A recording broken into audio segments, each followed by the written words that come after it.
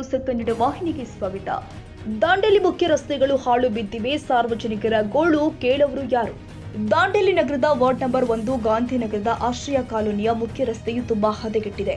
ರಸ್ತೆಯ ಒಂದು ಬದಿಯಲ್ಲಿ ದೇವಸ್ಥಾನ, ಪ್ರಾಥಮಿಕ ಆರೋಗ್ಯ ಕೇಂದ್ರ ಮತ್ತು ಶಿಶುಪಾಲನಾ ಕೇಂದ್ರ, ಇನ್ನೊಂದು ಬದಿಯಲ್ಲಿ ಪ್ರಾರ್ಥನಾ ಮಂದಿರ, ಸರ್ಕಾರಿ ಕನ್ನಡ ಪ್ರಾಥಮಿಕ ಶಾಲೆ, ಸರ್ಕಾರಿ ಉರ್ದು ಪ್ರಾಥಮಿಕ ಶಾಲೆ, ಸಿಟಿ ಬಸ್ ನಿಲ್ದಾಣ ಇದ್ದು ಗಾಂಧಿನಗರ ಆಶ್ರಯ ಕಾಲೋನಿ ಸಾರ್ವಜನಿಕರು, ಪುಟಾಣಿ ವಿದ್ಯಾರ್ಥಿಗಳು, ಆರೋಗ್ಯ ಸಮಸ್ಯೆ ಇರುವ ರೋಗಿಗಳು ಬರುವ ಹೋಗುವ ಮುಖ್ಯ ರಸ್ತೆ ಆಗಿದೆ.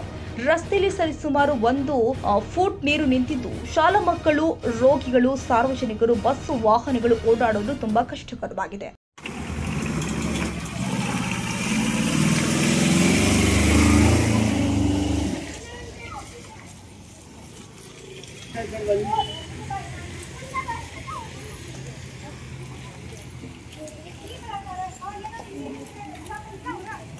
ಅದಷ್ಟೇ ಅಲ್ಲದೆ ಓಣಿಯಲ್ಲಿಯೂ ಕೂಡ ಗಟರುಗಳು ಮುಚ್ಚಿ ಹೋಗಿದ್ದು ಕೊಳಚೆ ನೀರು ನಿಂತುಕೊಂಡಿದೆ.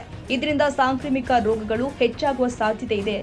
ಆದ್ದರಿಂದ ಸಂಬಂಧಪಟ್ಟ ವಾರ್ಡಿನ ಸದಸ್ಯರು, ನಗರಸಭೆ ಅಧಿಕಾರಿಗಳು ಆದಷ್ಟು ಬೇಗ ಈ ಸಮಸ್ಯೆಗೆ ಪರಿಹಾರ ಒದಗಿಸಬೇಕಾಗಿದೆ.